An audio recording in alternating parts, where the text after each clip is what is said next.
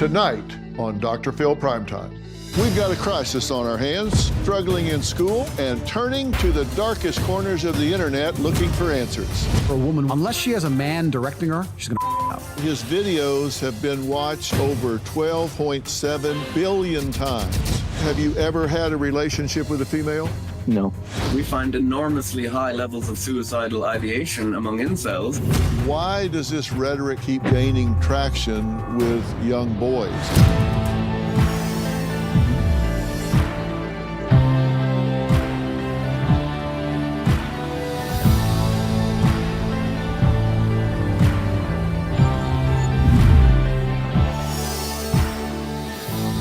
I hate to say this, but we've got a crisis on our hands. We're watching an entire generation of young men vanish right before our eyes. They're struggling in school, retreating from their friends, and turning to the darkest corners of the internet looking for answers. You saw it in Netflix, Adolescence. That story about a 13-year-old boy arrested for murdering his female classmate. It hit a nerve because it exposed the ugly truth. Too many boys today are drowning in anger, loneliness, and invisibility. But here's the hard reality. Online, these teens are bombarded with messages that celebrate control, hatred toward women, and unchecked rage. They're being lured into these toxic spaces. Red pill forums, incel groups, so-called grind set culture that dangle false promises of belonging and purpose. But what are they really getting? Poison. What's behind the anger and resentment felt by some young boys and men? It's an issue tackled by the Netflix mini-series Adolescence, which has sparked a global debate on toxic masculinity, rejection, as well as violence against women and girls. The message of toxic masculinity is not only in the academy, it's also in our grade schools, where boys are increasingly treated like an illness in search of a cure. The show highlights this worrying trend online, a group described as incels, which is involuntarily celibate. Men who fail to attach to partners, careers, or communities are more susceptible to fringe theories and over-index on online forums filled with conspiracy and misogynist content and misinformation.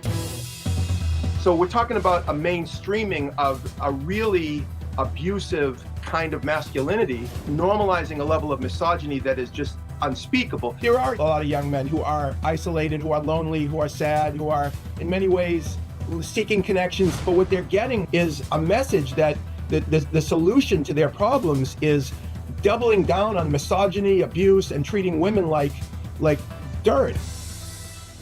This is not genetic. Boys aren't born angry or lost.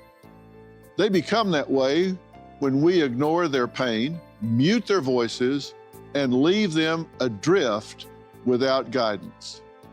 If we don't step up right now, these teenage boys will keep drowning in the cesspool of the internet. Take Rachel. She's a single mom who noticed her 11-year-old boy parroting some online influencer spouting garbage about women being gold diggers. She says she knew she had to step in and de-pill her son. We all know that the red pill grifters are profiting off of the insecurities and the guilt and the shame of the men and boys that they're getting their hands on. If you give a man true free reign, he's going to drive a fast car, he's going to have a bunch of women, he's going to want to have a bunch of money, he's going to do whatever he wants, right? As somebody whose son was red pilled like 3 or 4 years ago, I feel like it's really important for me to speak up and speak out about how exactly I managed to deprogram him from that. So we would sit and watch a video and I would be like, so how would you feel if you spoke to me like that? Whether a woman wants to be a lawyer or a housemaker or a webcam girl, unless she has a man directing her, she's gonna out. They're just not built to be completely independent creatures. And that's when we started going to the conversation of, okay, so why do you think he's saying stuff like that? Women's job always was procreation, to look after the family and to look after the man. And we would have those kinds of conversations where I would really make him think about what other people were thinking and feeling. But it was uncomfortable sometimes, but we would speak about it anyway. And now we talk about pretty much anything. I was so shocked that he was red pilled, but it is what it is. Well, Rachel, thank you for being here. Hi, thanks for having me. Well, I've listened very carefully and read everything that you've shared with us. Tell everyone when you first noticed your son spewing these comments, these beliefs, and changing who he was. When did this first start popping up? It was about 3 to 4 years ago. We was just having a random conversation, and then he said something about women being gold diggers.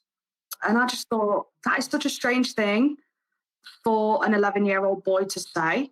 So where has he got that from? And then that was when we started having conversations about where he'd heard this and why it seemed to resonate with him. And that's how it began, really. Do you think he was looking for this kind of content? Was he seeking this out? Or do you think this started popping up through the algorithm? Did it seek him out or did he seek it out? Well, since I started talking about this publicly, I have asked him, and he said every single video that he saw was just algorithm driven. He didn't search for anything like that. And I knew that he didn't as well, because I used to check his Google search history, his YouTube searches, his messages, just things like that for his own safety online, obviously. And so I hadn't seen him searching for anything. He wasn't saying, tell me about women, teach me about relationships, anything like that. It just started coming to him. Yeah. He was watching a lot of content just from like gamer people. So they were playing like Minecraft and things like that. And then obviously, every so often these videos would just creep in. And the longer he watched them, the more they would be pushed out to him. And which influencers did he start watching? Oh, Andrew Tate, which is why it's funny that you should show him in that video, because those were the things that he was showing me. And those were the conversations that were driven by him. And did he connect to that? I mean, I know he parroted some of those things back, but did that seem to scratch an itch with him? How did he respond to it emotionally? I think that he found it entertaining, first and foremost. I think that's what it was. It was a form of entertainment for him. And then I don't think it really clicked in his head how dangerous it could be until I spoke to him about the possibility of this being said to me or to his cousins or, somebody that he cares about that's a woman. And what do you think this red pill ideology is all about? I have had a lot of people tell me that it promotes positive masculinity and it helps people to, come out of their shell and things like that. But I actually disagree. From what I've seen and heard from people, it preys on people when they're at the most vulnerable. So, when they're young and they're still trying to find out who they are, when they're going through a difficult time in a relationship, maybe a divorce, maybe they've been single for a while. I think it's predatory in nature more than anything. And I think it's really detrimental to a lot of the boys and men that are engaging with it. Do you think it's just a marketing ploy? Do you think that it's something that started out and people have identified a vulnerable population and are telling them what they want to hear, selling them what they'll buy? What do you think's behind it? I think, maybe it is that. Maybe there is a niche in the market for boys and men to be able to connect with each other and create bonds. But obviously this red pill ideology has done that based on the idea of misogyny and I think a deep insecurity that runs within men as well, because obviously they are looking for male acceptance, male appreciation and things like that.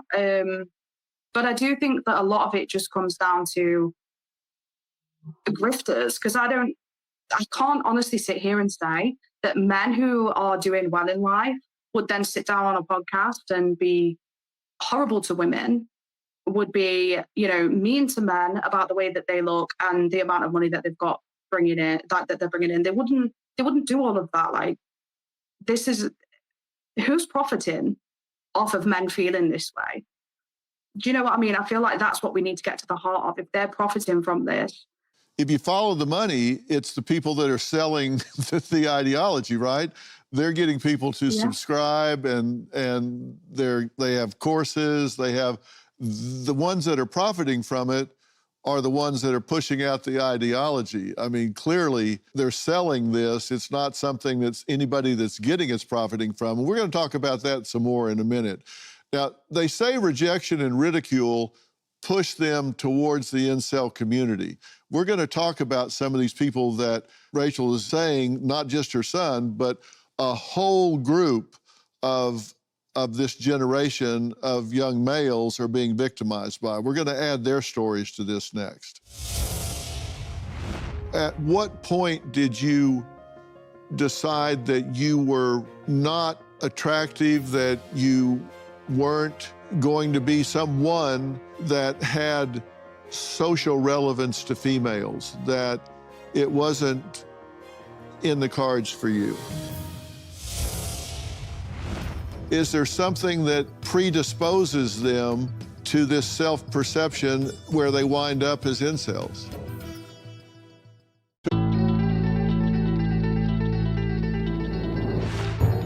Sex and companionship are huge motivators and guardrails for young men. Companionship are key, and 1 in 3 men under the age of 30 in the United States has not had sex in the last year. And quite frankly, that, as an adult, is when they become bad citizens. And where I'd leave it is, if we want better men, we need to be better men and get more involved in their lives. Well, I believe we have a whole generation of boys who feel like they're on the outside looking in. And they aren't just confused, they feel like they're invisible. They're not in the game. Now, 2 young men embody this crisis. Gabriel, who recounts how bullying and rejection drew him into the red and black pill ideologies. And we're going to talk about what that really means, because I don't think people know what we're talking about. And now identifies as a former incel. And meanwhile, 23-year-old John Doe, who wishes to remain anonymous, fearing harassment, still identifies as part of the incel community. He describes a world that abandoned him, leaving him stranded in isolation. So welcome to both of you. Thank you guys for joining us here. John, let me start with you, if I can. Tell me how you feel positioned right now, because you feel really excluded and isolated. Tell me how you do feel. Don't let me put words in your mouth. In person, it does feel rather lonely. I don't really have many people I can go to. I've got about 1 friend and maybe some family, even though I don't really speak about this situation with family. I tend to keep my inceldom really private unless it's online. Okay, and you're anonymous here, so hopefully you can speak freely. And I know it's hard to think about the fact that you're completely anonymous right now, so nobody knows who you are, so you can speak freely. Tell me how you wound up feeling the way you're feeling. You said at 16, you started identifying as an incel after years of being bullied by girls and boys. Tell me how you define incel as you sit here today. Well, I think the name incel is pretty self-explanatory. Some people tend to just like wave it over their heads without really finding out what it truly means. And to be involuntarily celibate, it's not exactly our choice. It's involuntary. Right. And you said from the 5th grade on, you felt like an outcast. But at what point did you decide that you were not attractive, that you weren't going to be someone that had social relevance to females, that it wasn't in the cards for you? When did you decide that? Probably just started noticing it around in high school time. It's not like I've really linked that to my life. I still try time and time again. Even like till this day, I still try and go out, and it's not chaining me down, but time and time again, it's just I've noticed the same thing over and over and over again, being treated the same way. And have you ever had a relationship with a female? No. But it's something that you do strive for. It's something that you do want. Yes. Okay. And you think looks matter? First impression? You think that not that it will be the be-all, end-all of a relationship, but you think that's important for getting someone to be attracted initially? Very much so, yes. And you think that's something that holds you back?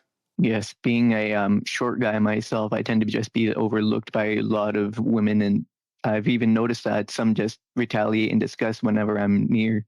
It's very disheartening to see. All right. And Gabriel, you're listening to what John is saying. What would you say about, and this is you're on a different point on the timeline from him, but you grew up being made fun of. What do you think about what John is saying?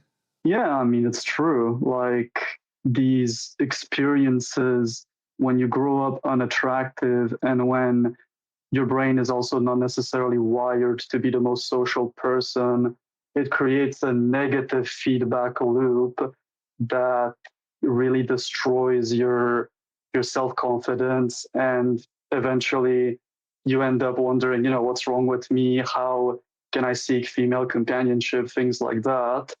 And so, yeah, you go on the internet, you search how to get girls, those kinds of questions. And as a result, you engage with that type of content, and eventually you go from blue pill to red pill to black pill. Okay, and just in very succinct terms, tell me what you mean when you say blue pill.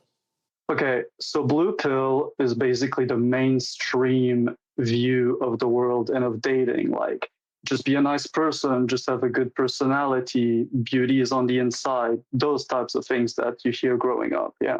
And red pill, define that, what you mean by that. So red pill, it's a huge thing. There's many aspects to it, but if I could put it down very simply, it's be alpha, be the man, be a little bit of a jerk, because girls kind of like that, make money, get high status. So all of these different behavioral fixes. And Rachel, that's what you were concerned about starting to see in your son, was that kind of behavior, right? Yeah, I mean, I'm concerned. I don't want him to end up feeling the way that either of these guys have felt. I think we can all agree that that's not anything we want anybody to feel, especially not young men and teenage boys.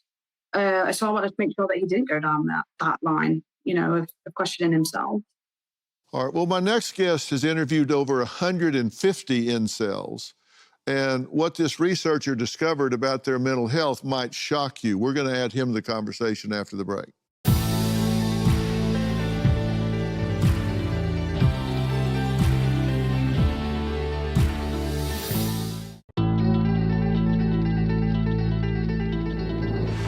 My number one thing I'm working on at the moment is the War Room. And what we do for our members is we teach them how to make more money. We talk a lot about mental programming stuff. I teach everything I know about the pimp game from head to toe. Because women are women and men are men, right? So I'm like, if I can use this and 20 women gave me a bunch of money, your woman can make you a coffee. Look, frame it this way, say it this way. So I teach everything about that. And the goal is to try and create men who are sovereign and they live very good lives. Well, that was Andrew Tate drawing attention to the manosphere.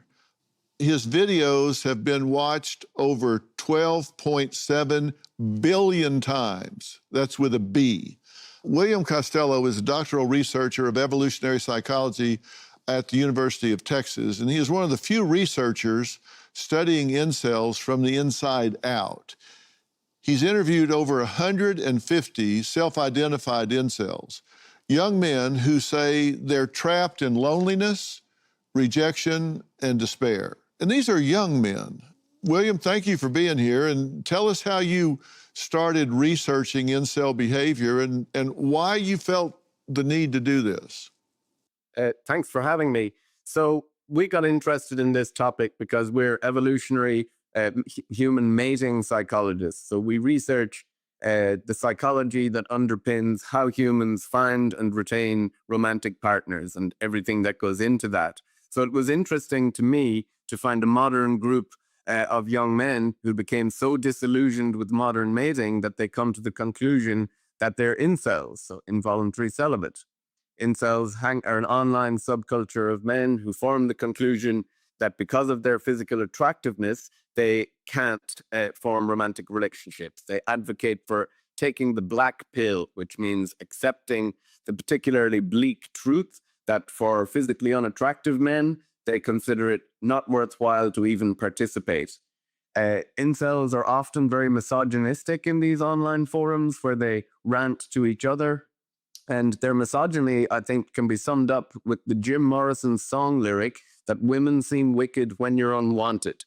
And we find time and time again in the research that it's what we call low mate value men who struggle in the mating market, that those are the guys that misogyny is most pronounced with. And so given how important human relationships are, romantic relationships are to humans, I thought it would be very interesting to dig into the psychology of what's going on with men who feel excluded from that world.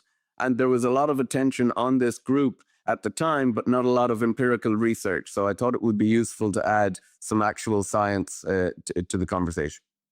Well, I'm curious about this because both John and Gabriel have had bullying experiences, rejection experiences, but one thing we know in psychology is we respond not to what happens in our lives, but what we say to ourselves about what happens in our lives. What's our internal dialogue? And they both had some challenging things. You know, Gabriel, at a young age, overheard some girls saying he should get a degree in ugliness, that he, was, just being made fun of and ridiculed. Now, he had a choice about what he said to himself about that, whether he internalized that. And we know that people tend to take over for the bullies and start repeating it to themselves. The bully might say it once, but then the target can repeat it 1,000 times. So they take over for the bully and really do their work for them. But there are alternatives. They can also reject that and create rational alternatives to it and seek out other experiences. And some do, some don't. What is it about those that wind up in this category that you're referring to as incels? Is there something that predisposes them to this self-perception where they wind up as incels?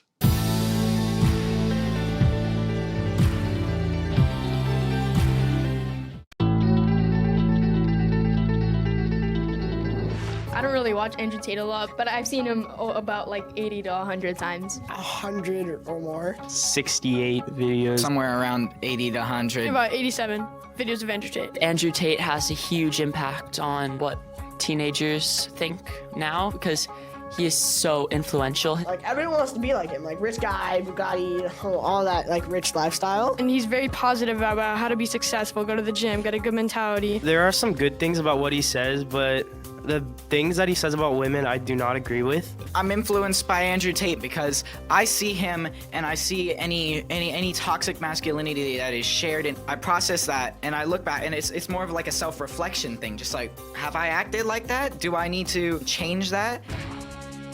What is it about those that wind up in this category that you're referring to as incels?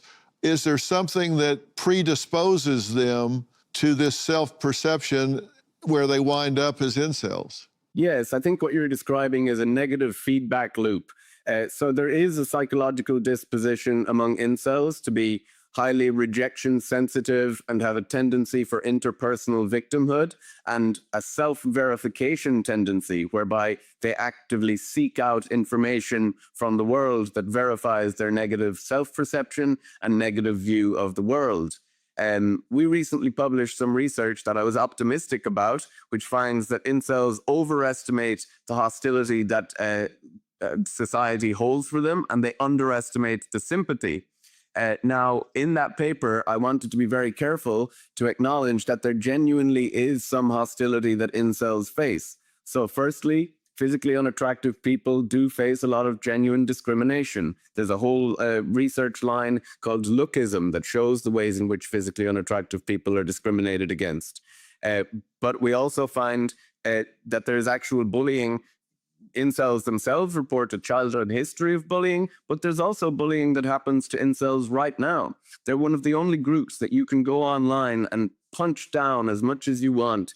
The term incel functions as an insult, and there are whole forums dedicated to literally bullying incels. So, for example, one of these forums, the bullying of incels got so bad that they had to instantiate a rule asking their contributors to no longer encourage suicide of incels. And in our research, we find enormously high levels of suicidal ideation among incels. So it's with that in mind, this type of bullying seems very, very cruel. Well, clearly there is bullying, and attractiveness or whatever is subjective, of course. We know that. You may have noticed that I have thinning hair. I'm bald as a cue ball. And there's a lot of research that's one of the worst things men can experience is like, oh my God, I'm bald. And their self-image plummets from that. I've had a lot of practice at being bald for a long, long time. So I choose for it to not bother me. But others, it's devastating to their self-image and self-esteem. So people do have a choice about how they respond to their physical appearance. So there is a predisposition to, I mean, not everybody that has, let's say there was some subjective categorization of how they look. There are people that are predisposed, as you said, to be more sensitive to it than others. And so there are some that are more likely to fall into this categorization of incel or certainly the victimhood of being bullied than others. And we do know that there are differences there between individual differences between people, correct? Yes, so a couple of things to pick up on there. Dr. Phil, you may be pleased to know that bald men also have higher levels of testosterone, so that actually perhaps makes them paradoxically more attractive to women in other domains. But to take your point, physical attractiveness is not completely subjective. There are objective markers of physical attractiveness. So one example for men is height. But you're right, that doesn't mean that all short men can never form relationships. I'm quite short myself, and I've never had a problem with relationships. But to give incels their due, there is also research to show that there's a threshold effect of a certain level of physical attractiveness that men must cross over before other qualities come into play. Now, incels refuse to acknowledge our research that shows that they overestimate the importance of physical attractiveness to women. It's actually men that prioritize physical attractiveness in their make choice far more than women do. Women tend to care about a more holistic range of qualities such as status, such as resources, such as kindness, intelligence, lots of different things.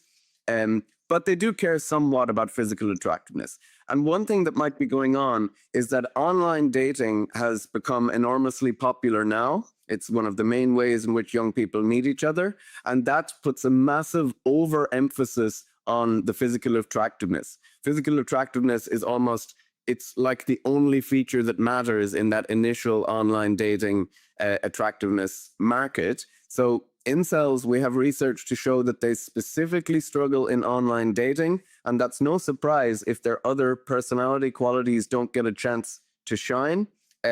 Take, for example, if you are a short man, you could actually be filtered out by the height filters in online dating. So that could be perhaps putting a greater emphasis on the physical attractiveness and leading incels to the conclusion that they can never form relationships because they don't succeed in these physical attractiveness-oriented markets. Yeah, that's such a good point. That's such a good point. Gabriel, you wanted to say something? Yeah, no, I definitely agree with William that the emphasis on physical attractiveness has become much higher because people meet predominantly online nowadays. Now, I would say that when it comes to the importance of looks, there's two roads in which you can go to. So you can either take this type of knowledge and apply it to something like looks maxing, which is improving your appearance as much as possible. Or you can go the other route of compensating for it, like acquiring resources, status, things like that. But I think the thing about incels is that they want genuine desire. They actually want girls to look at them the way they look at the attractive guy from high school that pulled all the girls. It's really that desire that they want. It's more than just getting a girlfriend. All right, we have to take a quick break. When we come back, I want to hear what Rachel's response is to hearing all of these men talking about these different things with a young son at home. We'll hear from Rachel right after the break.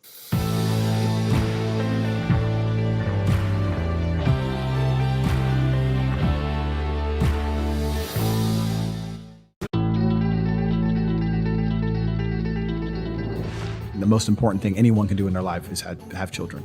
I'm super pro children. When I speak to some of these feminists who are like, I don't want kids, I think you are the most miserable, stupid in the world. You're born with this gift to create life, and you think it's more important to eat microwave dinners and make 40 grand a year and talk about your career. You're an idiot. Well, that was another Andrew Tate statement that has sparked outrage, debate, and a critical question. Why does this rhetoric keep gaining traction with young boys? And Rachel, I said I wanted to hear from you as you've been listening to all of this. You're a single mother, and so you're filling both roles. And I was really impressed with the way that you worked with your son and allowed him to reason his way through this thinking and do some critical thinking and come to the conclusions that he did. That we just don't have enough critical thinking, and you really allowed him to reason through this. We need so much more of that. I wish I could bottle you and spread that among so many more parents, and you're having to do it in both roles, but it's working well with your son, right? Oh, absolutely. Talking about the looks thing, one of the biggest things that I do with my son is practice like body neutrality rather than positivity or negativity. I try to get him to realize that, you know, your body is for getting you from A to B and it keeps you alive, absolutely. But there is so much more to who he is as a person than the way that he physically looks. And I think the critical thinking helps with that as well, because obviously then he's capable of looking at the other parts of himself and thinking, how can I improve this to be a more desirable person, not just in a romantic way, but like in a friendship with family when it comes to just, you know, being in a workplace or just at school. Obviously he's not at work yet, but he will be eventually. A lot of the stuff we discuss is just how to turn up better for himself so that he can turn up better for other people as well. Right. I think that's one of the things that we're missing. Yeah, and William, you have an important observation. I think you observe that incels get mischaracterized with regard to violence a lot because the biggest concern, it seems to me, with this population is the anger turned inward as opposed to being violent with others. The biggest concern I see is that the self-loathing and self-harm as opposed to the external violence toward others. Clearly there are some examples, but isn't it more the risk of self-harm? Yeah, so there is a tendency to think of incels in the context of their potentiality for violence towards others. And that's because there's been a small number of extremely high-profile instances of ideologically motivated spree killings that the media really fixate on. And because the misogyny and the violent rhetoric that does exist in the incel community is so abrasive to us as a society, that tends to be where we fixate.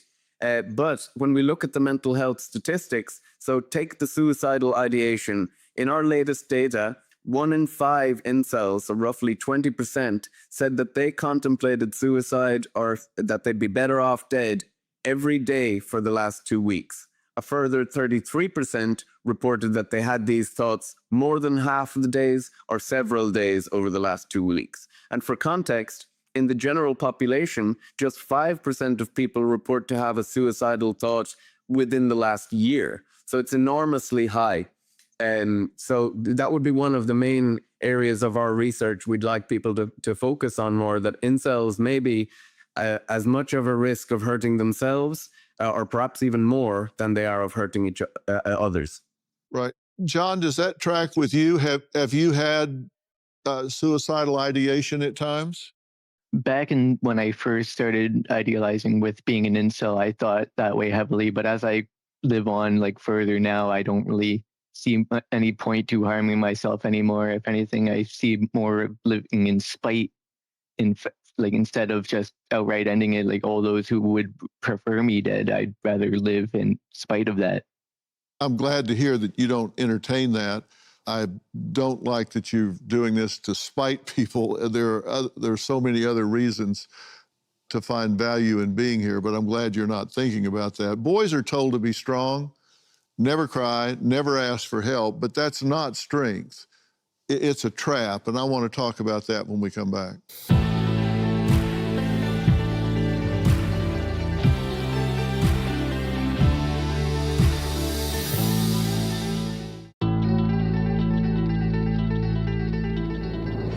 It is quite true that we don't have a positive vision of masculinity that we're passing on, but it has to be one that is compatible with equality between men and women.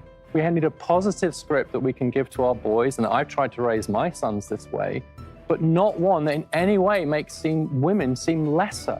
We don't have to make women seem less for men to be more.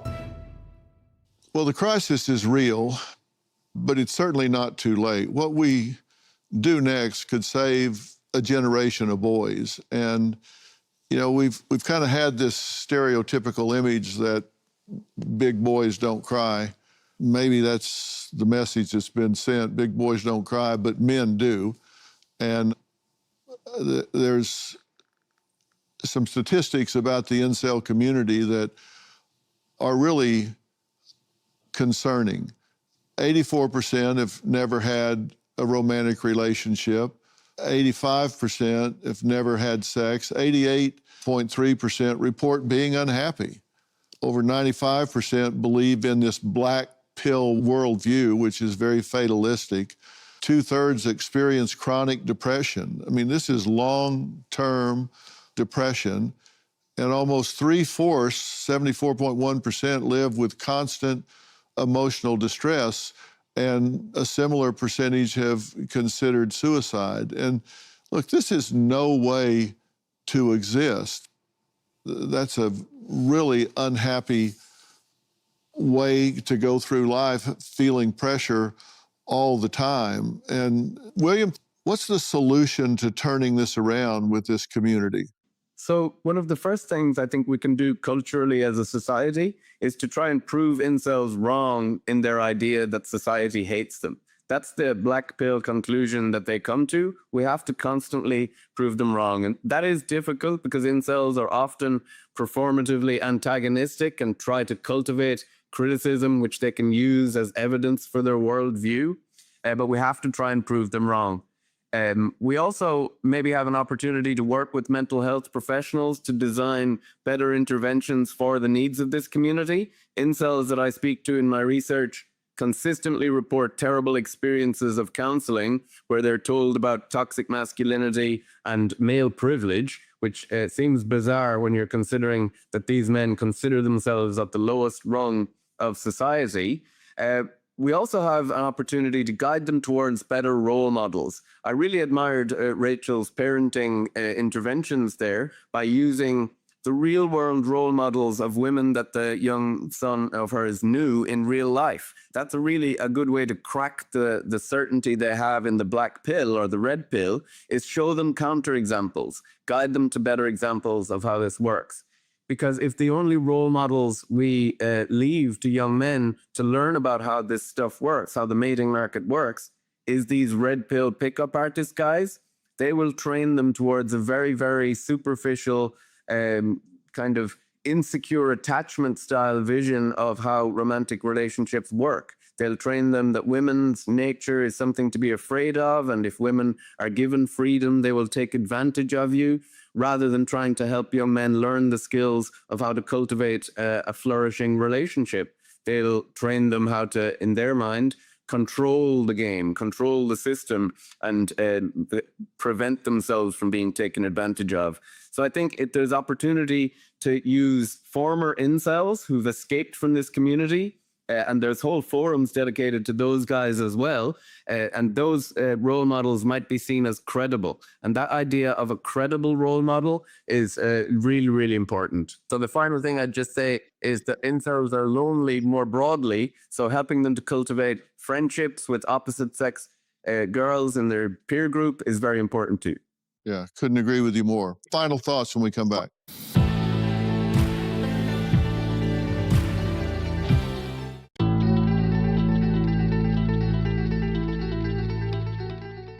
Well, we're out of time, and I want to thank everybody for your comments. I mean, every one of you have added so much to this, and I appreciate it. I made a comment earlier that internal dialogue, I think, is so terribly important. What we say to ourselves about what's happening in our lives. And, you know, when the algorithm gets a hold of us on social media, sometimes the only thing we can do is unplug and get out in the real world.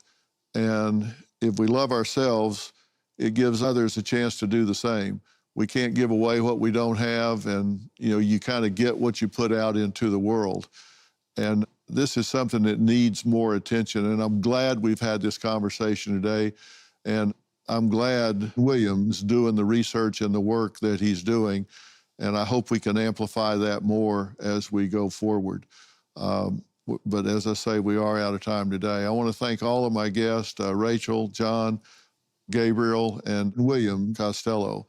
And thanks to James English for allowing us to use his interview with Andrew Tate in this episode. You can find his podcast, Anything Goes with James English, on YouTube. For more information about tonight's episode, you can log on to merittv.com. Thank you all, and good night.